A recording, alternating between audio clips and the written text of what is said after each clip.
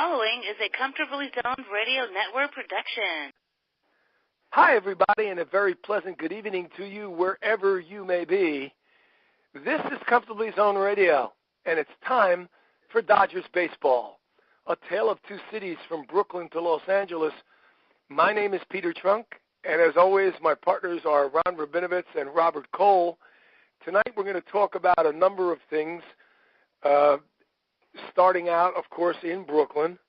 And I wanted to talk, if I might, about 1956 and 1957, when O'Malley made an announcement. Actually, he made it in the end of 1955. He said next season the Dodgers will play 7 home games at Roosevelt Stadium in Jersey City, and it turned out to be 8 home games. One was a Cleveland Indian exhibition game. We'll get to that later. That became very important, by the way. And then in 57, he played 8 games again in Jersey City's Roosevelt Stadium, playing the Phillies 2 times for some reason. So the Dodgers played 16 games at Jersey City. 15 of them counted in the standings. The Dodgers did very well there, won-loss-wise. In 1956, they were 6-1, and in 57, they were 5-3. My father, we had moved from Brooklyn, just us, the whole family stayed there. We had moved over to Jersey, and my father got tickets for these games, and we went to a lot of them. We didn't go to all of them. In fact, you know what? I just found this out. O'Malley wanted to sell each of these seasons' 7 or 8 games in Jersey City as a package. Like you had to buy the whole strip. But he later gave in. The fans didn't go for that. He sold them as individual game tickets. But like I said, in 1956, they played 7 games against each one of their National League rivals. They won all of them except the last one. The last one was against the Giants. They lost 1-0 to the Giants. But like I said, they were 6-1. In 56, one of the games actually was an exhibition game against the Cleveland Indians. And the reason that game is so important is that in that game, Cleveland used Sal Maglie, who they had just gotten, or they had gotten, and he pitched very effectively. And when the game was over, the Dodgers told Walter Alston, and they told anybody else who would listen, that Maglie still had it, and that he was extremely effective, and he was hard to hit, hard to see the ball, hard to follow the ball, et cetera, et cetera. And with that information, the Dodgers got in touch with the Indians and made a deal, and that's how Sal Maglie came over to Brooklyn. And he won 13 games plus a no-hitter in 1956. He was a big, big part of the 56 club. He pitched extremely well in the World Series also. But that was 1956. The Dodgers drew pretty well. They didn't draw incredibly well. A lot of people, including O'Malley, thought that they would sell out every game. Jersey City's Roosevelt Stadium had just under 25,000 seats. And a few of the games, the Dodgers drew 22,000, 23,000 and change. So, you know, they did very well in 56. Their average attendance at Jersey City in 1956 was 21,200. Now, that was 5,400 more than their average crowd at Ebbets Field that year. So they did fairly well. And in 57, they averaged 16,000 a game, but that again was higher than the Ebbets Field average crowd.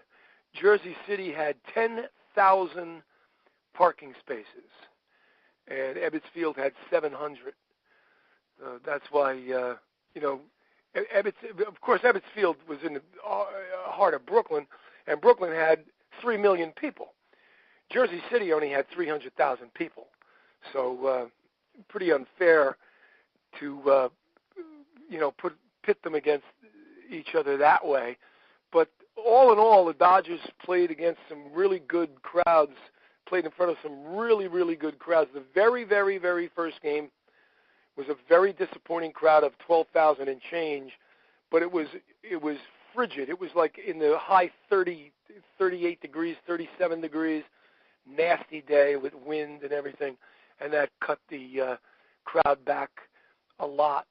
But my father and I used to go to these games. Now, I remember going to these games. I remember the smell when we would pull in to the parking lot, which surrounded Roosevelt Stadium.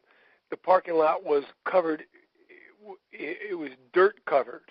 It didn't have concrete or the macadam of a street or anything like that. It was dirt, and the Dodgers would hose down the dirt so there wasn't any dust flying around.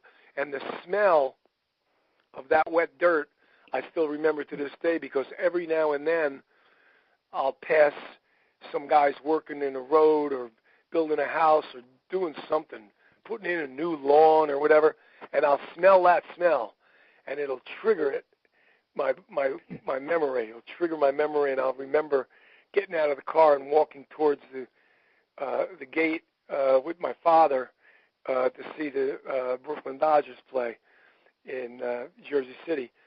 It was a nice stadium. It was not double decked. It was single deck, just a lower deck, and the only place that had a roof over it was right behind home plate, down to like first base and third base. The rest was all what they called pavilion seats. And of course, my father used to buy the $1.30 seats, which were out past the bullpens. Now, you might say, well, I'm not familiar with Jersey City's Roosevelt Stadium. Where were the bullpens? Well, the stands wrapped around home plate, as they do in all baseball parks, and they went out a little bit beyond third and first base, and they ended. And then that was the bullpen, and then they began again, and they would go out to the foul pole on both sidelines. We would sit out there, sometimes in left field, sometimes in right field. When I say left field and right field, we were not in fair territory. We were in foul territory. We were either beyond third base or beyond first base. And those were the seats. I remember I used to save all the tickets, and I remember the $1.30. They were $1.30, and they were actually called Pavilion. That was the name of them. Like the box seats actually said box on them, and reserved actually said RESV, and these said Pavilion. I remember that. But it was a nice ballpark. I had no problem with it. It wasn't run down. It wasn't an old beat-up place.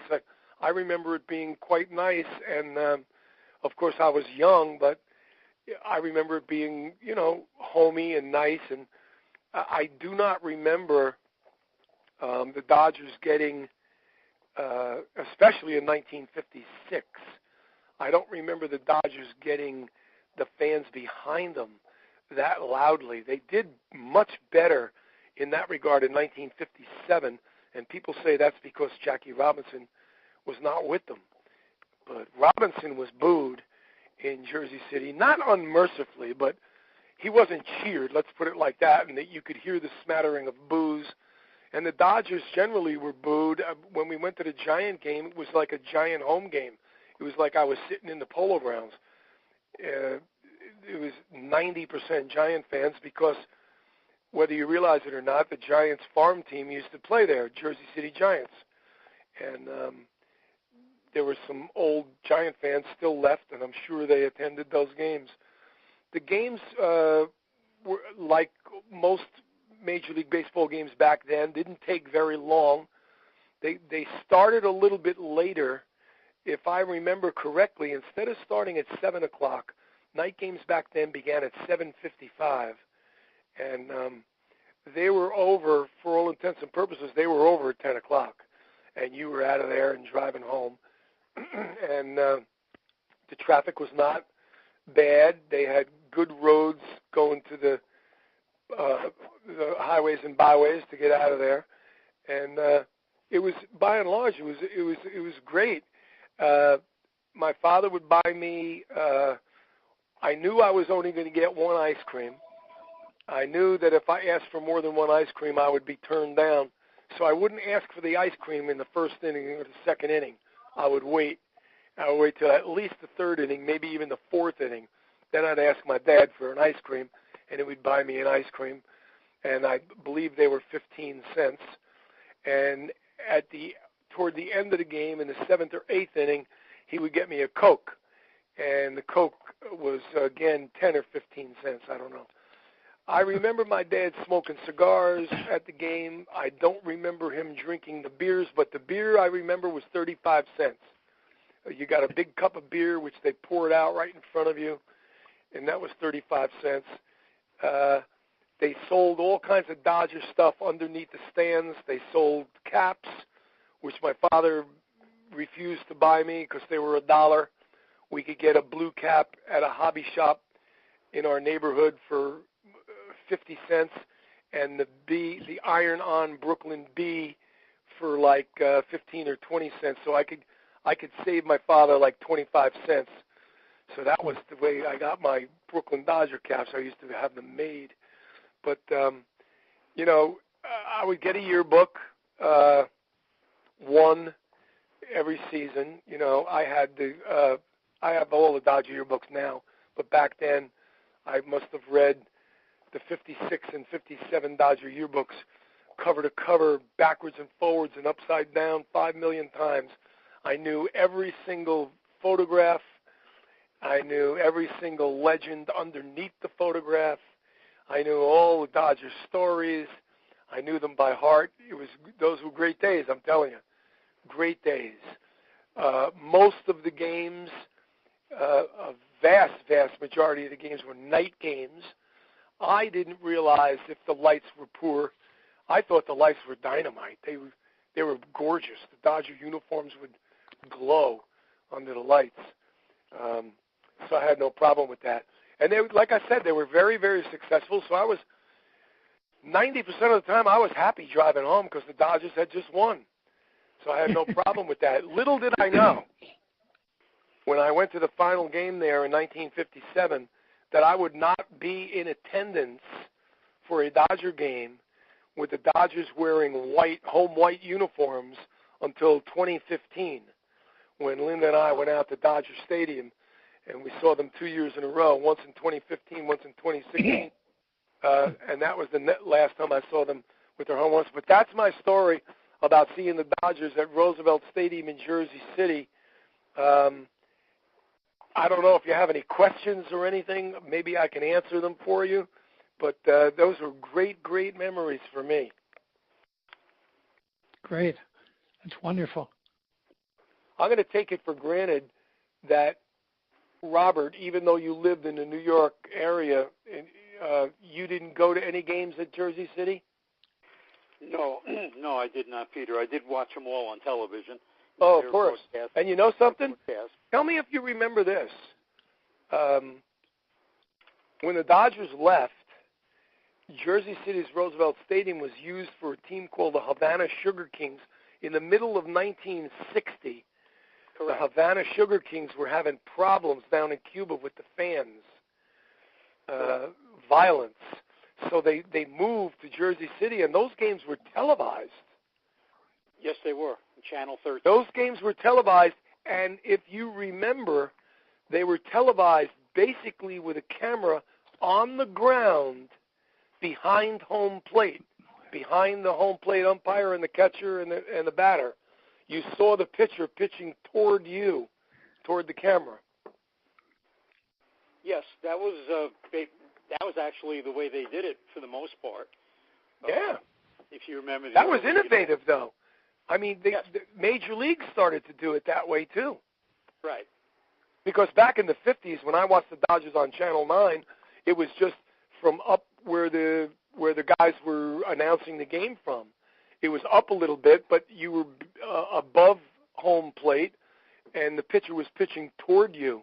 Now all the games you see are from the center field, from behind the pitcher. Right. They never had that back in the 50s. No. Never. No. And Well, they started with the camera down on the ground behind the catcher in the 60s. I remember the Mets games. The first Mets games were televised like that. Do you remember that, Robert? Yes. Actually, the Yankees started that. They put a camera in the center field bleachers, and they were actually the first ones to get that picture from behind the pitcher looking into the batter. Right. But before that, it was up a little bit, and the pitcher was pitching toward you, and then in the 60s, they went behind home plate, down on the ground. Mm-hmm. Yes, and then I remember the Yankees doing that from the center field camera, showing it that way. At first, I didn't like it, but now it's state of the art. Everybody does it. Yep. Every game, every channel, every game I watch, anyway. Oh yeah. Let me ask. Me too. Ronnie. Let me ask Ronnie Rabinovitz a question. Sure. Ronnie, when you went to see the Brooklyn Dodgers play in County Stadium in Milwaukee, Right. If I remember correctly, the Dodgers were a great draw, and the stadium was usually packed. If you went with your dad and you wore your Brooklyn cap, you were in a minority, weren't you? Tell us a little bit about that. Oh yeah. Yeah, they used to, razz us, that we were with the Brook, and we would always have box seats on the third base side because that's where the Dodger dugout was. Right. And the people were friendly, and they would joke around, and oh, you're Dodger fans, and then I might say, well, I'm friends with Jackie Robinson or something like that. So then they were quiet. But County Stadium was a beautiful stadium. It was originally built for the Milwaukee Brewers, which was a minor league American Association team. And it was a beautiful stadium. It really was. And then they wanted to get a team in there, National League team or, a major league team of some sort. Yeah. And they tried to attract a couple of teams. Originally, the Cleveland Browns, the St. Louis Browns, who had played in Milwaukee in 1901, which was their inaugural season of the American League, applied for permission to relocate back to the city they had left half a century before. And the Boston Braves, the parent company of the Brewers, blocked the proposed move. The Braves had long been struggling at the gate in Boston, and they decided to move the franchise to Milwaukee. And in 1953, and the stadium was not quite ready yet, the other owners agreed, and the first home game was on April 14th of 1953, which was pretty amazing. It was a great stadium. They had an All-Star game. The 22nd All-Star game was in July of 1955.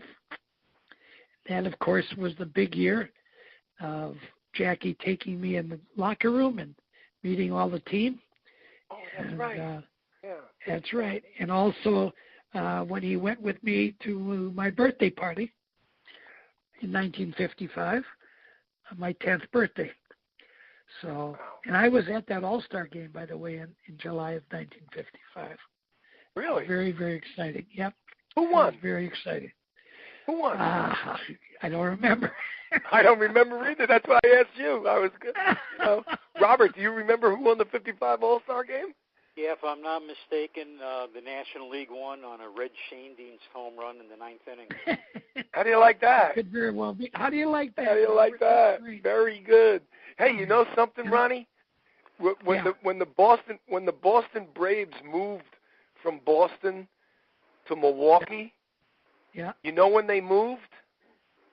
When? In the middle of spring training. Right. Yes. Right. When the Braves went to spring training, they had bees on their hat, on their cap. Right. Boston. And in the middle of spring training, Lou Perini announced that they were moving, and all of a sudden the next day they had M's on their hat. M's. Right. Yeah. That's and right. you know what? During spring training. There's an old story about Warren Spahn. I'm sure Robert has heard this, has heard me tell this on Brooklyn Dodger Memories years and years ago. Warren Spahn was going to invest in a restaurant in Boston, but he heard rumblings that the team was moving. So he went to Lou Perini, the owner, and he said, "Lou, should I invest in this eatery? You know, it's going to cost thousands and thousands of dollars. I don't want to invest in this restaurant if we're going to move." He said, "Don't worry about it. We're not going anywhere." So Spahn puts his money in the restaurant. 2 weeks later, they announced the move. Well, you know, wow. In reality, what that sounds happened, like Lou Perini. That sounds like Perini wanted to stay in Boston one more year. Uh-huh. And think about that. If he had stayed, okay, you had Henry Aaron coming up, Eddie Matthews coming up. All these ball players all matured at the same time. In '53, the Braves made a run at the Dodgers. You know, I mean, not a big run, but they were a much better team than they had been before. Had they stayed in Boston that one more year like Perini wanted, okay, to see if they could actually draw fans, who knows what might have happened. The fans may, in fact, have come out to see this new team, okay? And it's funny how this all worked out.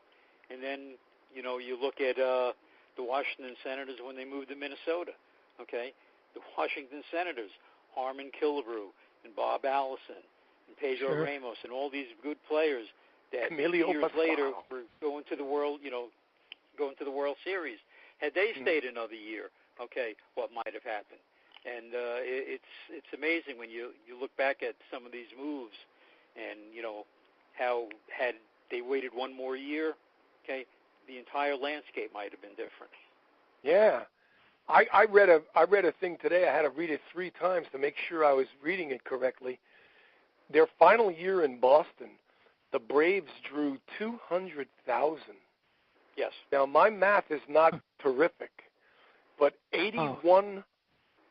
77 home games, and they drew 200,000? 200. Holy That's cow. terrible. That's wow. Terrible. No wonder. Unbelievable. Now, you know, Bud Selig was minority owner of the Braves. And he, after the Braves moved to Atlanta, it's very interesting that he started doing exhibition games in 1967 between the Chicago White Sox and the Minnesota Twins. And they attracted more than 51,000 spectators. So Selig contracted with the owner, Arthur Allen of the White Sox, for home games at Kansas County Stadium in 1968. And in those 9 games, they drew 265,000 fans. Whew. So it was very, very successful. Then he started bringing in the California Angels, the Baltimore Orioles, the Cleveland Indians, the Minnesota Twins, the Yankees, the A's, the Senators, and those drew 539,000 fans. Unbelievable. Yeah. So that's how it started. When did Selig get involved with the Milwaukee Brewers? Well, what happened was Selig had bought the Seattle Pilots out of bankruptcy court. Right. The Pilots had been a 69 expansion team, and the Seattle franchise had serious stadium and financial issues. So in the spring of 1970, Milwaukee had baseball again at County Stadium with a new tenant. The new Milwaukee Brewers, who had been named, who were formerly American Association, became the Milwaukee Brewers in the Major League Baseball. Pretty interesting. Yeah, very interesting. Also interesting is that they were an American League team. Now they're a National League team. That's right. That's right. And of course, NC League, of course, we all know, became commissioner of baseball for many years. Yep. And he's quite a guy. How did you get to County Stadium? How far away did you live? My father's drive to Jersey City's Roosevelt Stadium took about, I'd say a good 40 minutes from where we lived. How far away from County Stadium did you live? Sheboygan was about 50 miles north of Milwaukee. 50 miles, okay. Yeah. All right. So it would take about a solid hour, right? Took you an hour? It would take an hour, yeah. That's right. Because, of course, there were no interstate highways in those days. Now, did your dad get tickets through Jackie Robinson, or did he pay for the tickets through the mail? He would get tickets, and he'd order them through the Milwaukee club. Oh, okay. We'd set the dates when the Dodgers are coming. He'd have me check the calendar and let him know. And then many times what we would do is we stayed at the Schrader Hotel, which was the same hotel the Dodgers stayed. Ah. So many times we would go in for a whole weekend, Friday night, Saturday afternoon, and Sunday afternoon games. Great. And I'd be hanging around with a lot of the Dodgers at the hotel, joking around with Pete Reiser and a whole bunch of others, some of the players. And, it was great. It was so much fun. That sounds great. That sounds really great. It was great. It was great. Super. And of course, Jackie was there, and we'd have breakfast or lunch together or dinner at the coffee shop or whatever. Sure. And sometimes Pete Reiser would come by, and Jake Pidler. They were great guys. Reiser was a coach, I imagine? He was a coach, and so was Jake Pidler right. at the time. Yeah. Okay. And I got to meet and know Norm Sherry and Larry Sherry real well. I met Sandy Koufax many times. Mm-hmm. We would talk a lot about baseball and about our lives. It was great. It was terrific. And they'd come to Milwaukee probably 4 times a year. Yeah. For a 3 or 4 game series. Let me ask you this: after the Dodgers moved to L.A., did you go to Los Angeles Milwaukee games at County Stadium? No, I don't think we did. I was already. Well, I don't remember really because. Well, the reason I ask you that question, Ronnie, the reason I ask you that is because you mentioned Larry Sherry and Norm Sherry. And they were on the 59 Dodgers. Sure, that's right. So the LA I did. Dodgers. Absolutely we did. That's right, definitely. And in 1960, the Democratic State Convention was held at the Schrader Hotel while the Dodgers were there. And Bobby and Jack Kennedy, my dad was running for the office of a national committeeman. Mm-hmm. And he opposed the incumbent. And Bobby and Jack Kennedy brought in a couple of broads, beautiful ladies, young ladies, who would pass out literature and I'm for Dave pins. And before you know it, when the Dodgers would come home from the game, they were all wearing I'm for Dave pins because these girls would put them on their lapels. And, they were pretty cute girls, so they liked it. It was great. That's funny. Isn't that funny? It is funny. Yeah. That's funny. Just when did your dad pass away, Ronnie? How old were you when your dad passed away? He passed away in 1986, yeah. Wow, so did my father. And my mother in 91. My father passed away right after the Mets won the World Series. He hung on, August 26th. watched every inning, every pitch, and then he died right after the World Series, about 3 weeks later. Amazing. Really interesting. My dad passed away in '86 as well. Wow. Really? 3 out of 3. Yes. Yeah. And Holy that 1 cow. week from August 26th to September 2nd, I was born. I had my bar mitzvah. My dad passed away. My mother passed away. My daughter got married. All in that period of time, in that 1 week. Isn't that something? Wow. Yeah. All in that 1 week in different All years. in that 1 week. Different years. In different years, though, right? Right.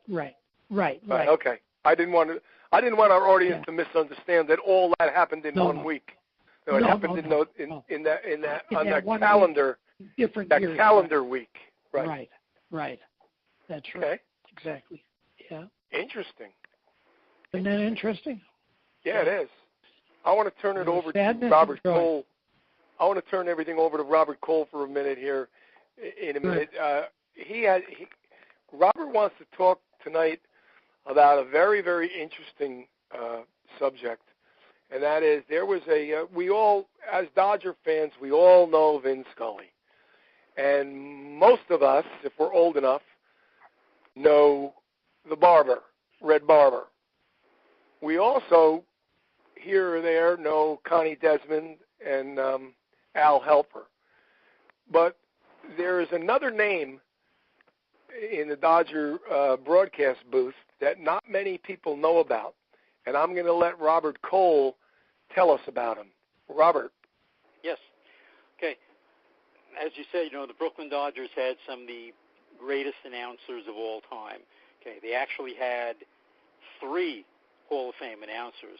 Okay, we all know Red Barber. We all know Vin Scully. A lot of people don't remember that Connie Desmond was also a Dodger announcer for 2 years, in 48 and 49. 1948, Red Barber got ill, and they needed another broadcaster to fill in the booth.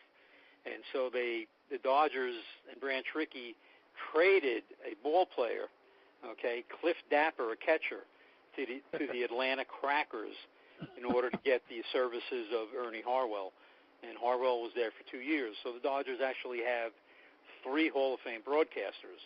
Well, if you count the Los Angeles Dodgers, they have 4, because the Spanish-speaking announcer made the Hall of Fame.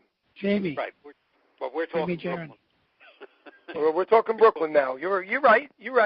Ernie Harwell, as we all remember him, spent a million years in Detroit, announcing for the Tigers. Correct. Okay, let's go back now. Go ahead. So, we have the 3 Hall of Fame broadcasters. We also had a couple of very good broadcasters, Connie Desmond, Al Helfer, and Jerry Doggett. Jerry Doggett, of course, came late in 56, all of 57, and was Vin's longtime partner in Los Angeles. But in 1954, just prior to the 54 season, Red Barber left the Brooklyn Dodgers in a dispute with Walter O'Malley. Red was trying to get some extra money to do the World Series in 53. Gillette wouldn't have any of it. Red Barber went to Walter O'Malley for his support. O'Malley ignored him, and Red quit. Okay, so in 1954, there was an opening in the broadcast booth, and Walter O'Malley, who liked personalities and liked names, went out and hired a gentleman by the name of Andre Baruch. Andre Baruch, not many people remember as a broadcaster, but if you ever saw the movie tone radio newscasts, the newsreels that were shown in the movie theaters, and you can also see them on YouTube, Andre Baruch was the voice of those newsreels. He was also one of the first studio voices who did, commercials and things of that nature. He had a $1 million voice, very distinguished voice, very proper voice, but he didn't know a baseball from a matzo ball. And here he was put into the radio booth to the Brooklyn Dodgers. And he, if you remember, Ralph Kiner used to have a lot of malapropisms, where he'd mispronounce players' names and mispronounce, plays and stuff like that. But Ralph Kiner knew baseball, okay? Sure. Andre Baruch would do the same thing. He knew nothing about baseball. One of his famous lines would be, a Brooklyn Dodger would hit a ball off the wall and go into second, and you'd go, and here comes the runner sliding into second on a stand-up double. Stand-up double, sliding into second. That's pretty bad. And then he'd go, That's bad. okay, and the count on the batter is 4 balls and 2 strikes. Oh, no. Oh, my and God. Things of that nature. And he was just awful. A lot of people don't remember him. I know Peter doesn't remember him. I don't recall him. I don't remember him. I really don't. Time. But for 2 years, he was in the broadcast booth. He'd do a couple of innings here and a couple of innings there. Was he in with Vin Scully? Yes. Vin Scully. Vin Scully must have died listening to him. Well, Vin, in '54, Vin basically became the lead broadcaster. Right. Okay, Red Barber was the lead broadcaster. Connie Desmond was number 2, and Vin was actually number 3. Vin came in 1950. And so, then Connie Desmond and Vin Scully and Red Barber were doing games from 1950 through 53. And then in 54, you had Connie Desmond, Vin Scully, and Andre Baruch. And then, again, the same in 1955. Of all the years, the year the Dodgers won the World Series. And that was a four-man. That was a four-man booth. You had Connie Desmond, Vin Scully, Andre Baruch, and Al Helfer came and was doing the games then. Wow. And Baruch didn't do many innings, okay, but he did them badly. I suppose not. Yeah. Very badly. And you know how particular Andre Vin Scully was and how accurate he was. And to hear Andre Baruch, he must have been tearing his hair out. Oh, yeah. Robert Cole, answer me this. Was he fired for being incompetent, or did he leave? How did he? I think, as I remember, I think he was quietly asked by O'Malley to leave. It was done very quietly. In 1956, it was Connie Desmond started the year, Vin Scully and Al Helfer, and then late in '56, Jerry Doggett came into the booth, and we all know that Connie Desmond had a little drinking problem, and otherwise he would have been a great announcer, but he had his problems with the bottle, but which was unfortunate, but Andre Baruch was there in all his glory. That's funny. Oh. Now, after the show is over tonight, I definitely am going on to YouTube, and I'm going to see if I can listen to him, even if I have to do the Movie Tone news reels. If I can't get any baseball one, I'll get the Movie Tone just to satisfy my curiosity. Now, that's excellent. Robert, when Robert was talking about Andre Baruch and his foibles, Ronnie said twice, boy, Vin Scully must have had apoplexy when, because he's such a stickler for everything. But you want to know something? When Vin Scully first got there, he was having a beer in Ebbets Field before a broadcast, sitting there talking to some friends, having a glass of beer, and Red Barber walked through after using the men's room and spotted him and went ballistic on him. Really? On Scully. Yeah. Very unprofessional. You can't drink before you do a game and blah, blah, blah, and all this stuff. It made a little bit of news. Not that I was of the age where I could read about it back then, but I've certainly read about it in many places since then, after being an old man like I am now, but, and doing all my research. Yeah, Vin Scully was relaxing before a game, having a beer. Not after a game, before the game, having a beer. Before the game. And the old redhead caught him and read him the riot act. And Scully didn't tell that story. Scully was a great one for telling phenomenal stories, and they were all extremely interesting. He never told that one. I had to read that one somewhere else a few times. Wow. Well, in 1950, which was Vin's first year, he was really, kind of like the office boy, Red Barber and yeah, he was a gopher. Yeah. Pretty much split, the broadcasts. And that was also the first year that they were televising games. So I guess they wanted to have a third man in the booth to kind of fill in time when Connie Desmond and Red Barber would switch from radio to TV. That's how that started. And you guys know how Vin Scully came to Red Barber's attention, don't you? No. I don't. Okay.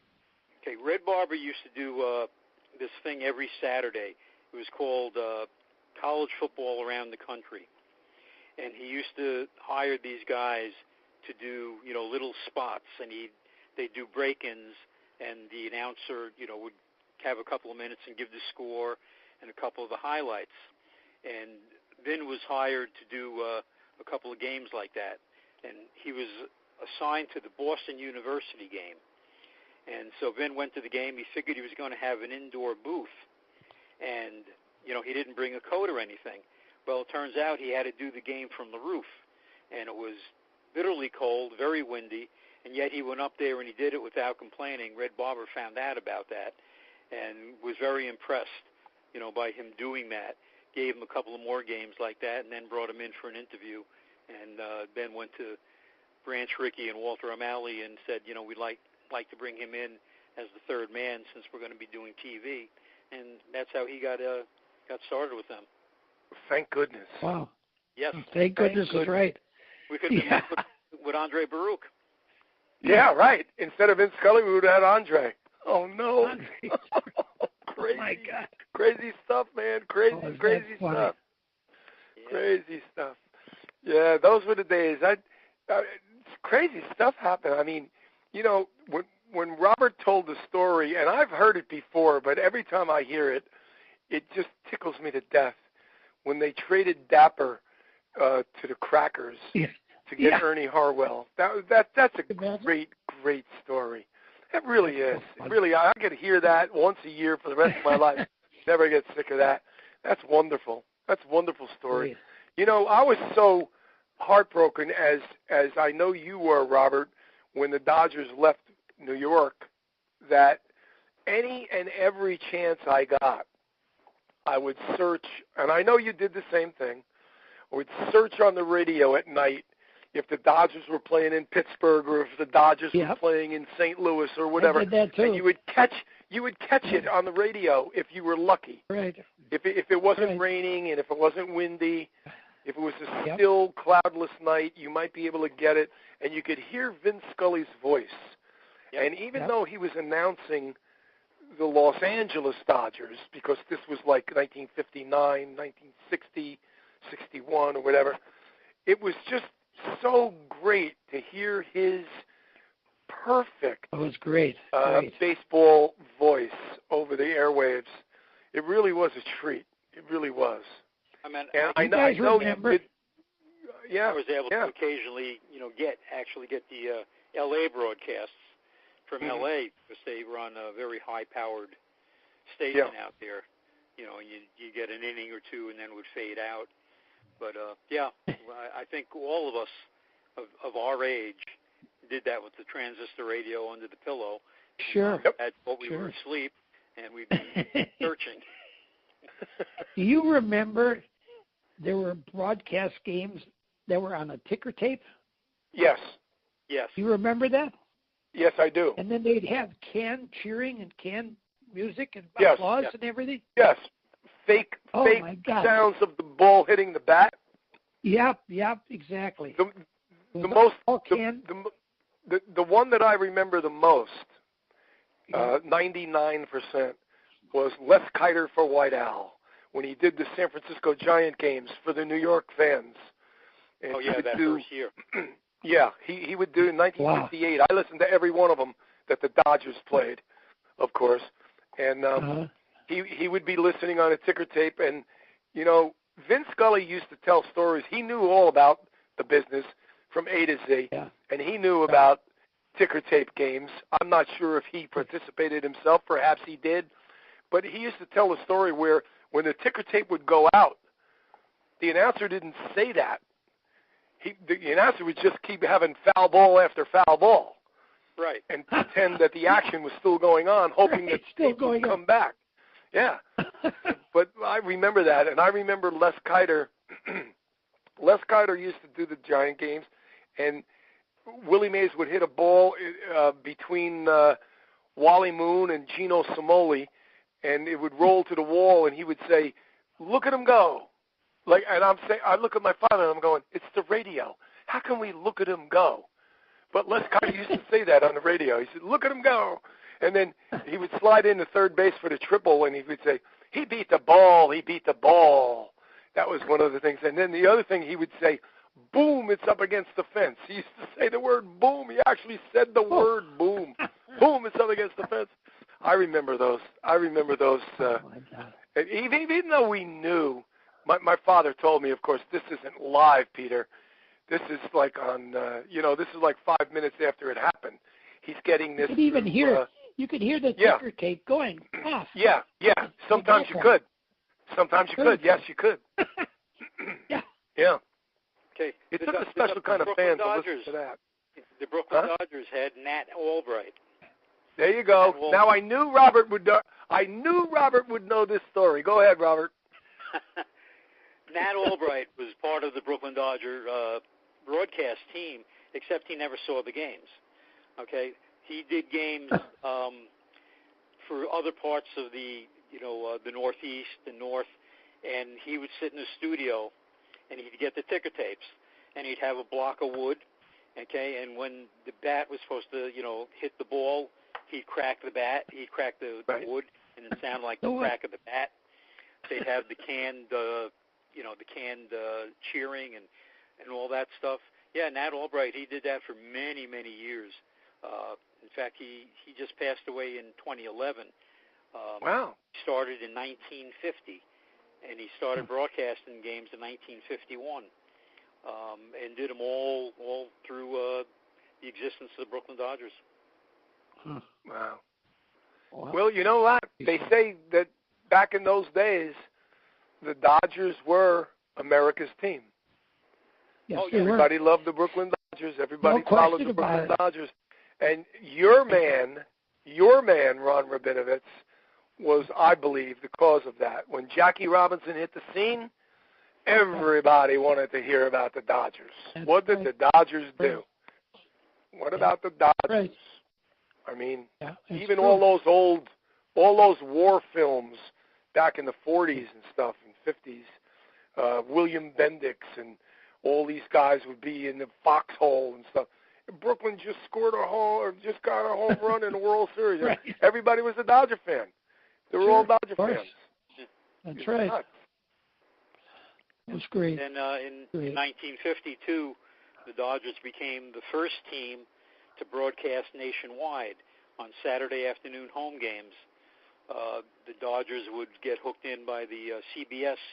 Yeah, CBS. I remember that. CBS radio network, and they would broadcast the Saturday games from Ebbets Field all over the country. And, that got the Dodgers a lot of... I remember that, too. I remember that. But I have a... What year was that, Robert Cole? 1950. 1950. I have... You probably have it, too, Robert. I have a tape of Red Barber at Ebbets Field for the CBS radio network. He says during the breaks, this is the CBS radio network, Dan Bankhead came in the game, and he actually said, Red Barber said, tall, lanky Negro right-hander. Yeah. Who called him a tall, lanky Negro right-hander. And he said, Ebbets Field, anything can happen, and it usually does here at Ebbets Field. He was trying to tell the whole country about how unique Ebbets Field was. And he did a hell of a great job doing it, too. I have that tape, and it's the CBS. See, Robert and I remember when the Dodgers were on the radio here in the metropolitan area, they were on MGM 1050 on the dial, on the AM dial, and the TV games were on Channel 9 WOR. That's why when you see pictures of Ebbets Field in the back on the facade, sometimes you'll see the letters WOR and or the letters WMGM. Those were the radio and television broadcast stations of the Brooklyn Dodgers. But like Robert said, on Saturdays they would go national on CBS radio, and that's when Red Barber really shined. He was the greatest. He used to explain every little thing, the infield fly rule and Ladies' Day and where the ladies were sitting and how much they paid. Was he better than Vin Scully? He was different than Vin Scully. Different. They had totally different ways of doing it. Totally different, yeah. Totally different. Yeah. I remember both back great. in those days, almost all the baseball announcers had what I called the Walter Winchell style. Yeah. Rat-a-tat-tat, rat-a-tat-tat. Well put. All kind of had that, and that's how they broadcast back then. Vin Scully came along, and he was the first of the really smooth, kind of almost put you to sleep, but in a pleasant kind of way, But all the others, and I have a bunch of tapes of, old games going back to the 30s and all through the 40s, and all these guys had this rat-a-tat Walter Winchell style. Yeah, it was like a machine gun. Yeah. Right. Yeah. Yeah. Yeah. That's true. Red Barber had a little bit of that, but he also had, he was a Southerner, and he had, this Southern way of talking, and, people in Brooklyn, they said when he first started doing the games, they had no idea what he was talking about because he had all these old, homey sayings and things like that, in the catbird seat and, FOB and, all these different things. But the fans loved him. I mean, the fans just... FOB, full of Brooklyn. Yep. And he's sitting in tall cotton. Yep. He used to say that, too. He had all these sayings. He had something about... What was the one, Robert, where Red Barber... something happened on the field that was, like, amazing to him as he announced it, and he said, well, I'll be a something Oh, yeah, mule. I'll be a suck egg goose or something like that. Suck egg mule. Suck egg mule, right. Yeah. I'll be a suck egg mule. Now, imagine your mother listening, like my mother used to listen to the radio, listening to the radio of the Dodger game, and then the announcer goes, well, I'll be a suck egg mule. And my mother, born and raised in Brooklyn, she must have dropped the dishes and broke them in the sink while she was washing them. What the heck? A suck egg mule. Yeah. I'll be a suck egg mule. Yeah, he'd say things like, we're sitting here in the catbird seat, and Sure. Yeah. Yeah. A lot of great things. What I'll do, Ronnie, next couple of days, I'll send you a link to 3 of the Red Barber games from 1950. Oh, great. That'd be wonderful. Okay, Love it. Thank you, Robert. Yeah. Okay. That'd be great. Thank you. You're welcome. That'd be terrific. Yeah, he was when you try to compare Red Barber and I'm trying to come up with a comparison. Well, you can't. But the best way I could say would be like one of them was like Duke Ellington, and the other one was like Louis Armstrong. They were both phenomenal and great, but they were different. But in different ways. Totally different styles. Yeah. That's right. Totally different styles. Different. And then, Red Barber, when he went to the Yankees, he was no longer the same announcer. Okay, because I have a lot of Yankee games from, the late 50s and 60s as well. And it was like when he left the Dodgers, his heart was taken out. And it seemed that way, yeah. He was just not the same. He was brilliant as the Dodger. I watched the game one time, a Yankee game, and Red Barber was doing the TV, and I'm watching on TV, and there was a hard ground ball hit down the third baseline, and Cletus Boyer dived and got it in the webbing of his glove, got up on one knee and threw the guy out to Bill Scarron over at first base. And all Red Barber said was, "Well, Mr. Boyer." That's all he said. Yeah. That's all he said. "Well, Mr. Boyer." So, yeah, he did lose some of his gasoline when he went over to Yankee Stadium, but he was a Hall of Famer, no doubt about that. And oh, sure. Our boy Vince also. Yeah. Just two different styles. And Andre Baruch, maybe he would have made the Hall of Fame as an announcer for Movie Tone News, but certainly not for baseball, right, Robert? Right. Well, Andre, like I said, Andre Baruch had $1 million voice. He really did. You know, when you get his voice again, you'll hear that. I mean, just solid English, resonant, deep, dramatic. But he knew not a thing about baseball. Unbelievable. That's funny. That's incredible. That is funny. Yeah. Okay, guys, what do you think? It's been a good show. You want to go out? Yeah. You want to go out to Los Angeles, or you want to wrap it up? Let's just wrap it up tonight. Okay. Robert, do you have anything you want to add? Well, why don't we give the boys out west another week to see what's going on? Because I mean, every day I'm looking at more negative things coming out of there. I know. Right. Yeah. And another week will be a week to the beginning of the season, and maybe things will solidify a little bit more. Yeah, maybe. We'll see. Let's do that. Yeah. We'll see.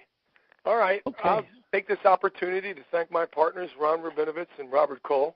My name is Peter Trunk. You've been listening to Dodgers Baseball on the Comfortably Zoned Radio Network. And I bid you all a fond good night, and see you next week.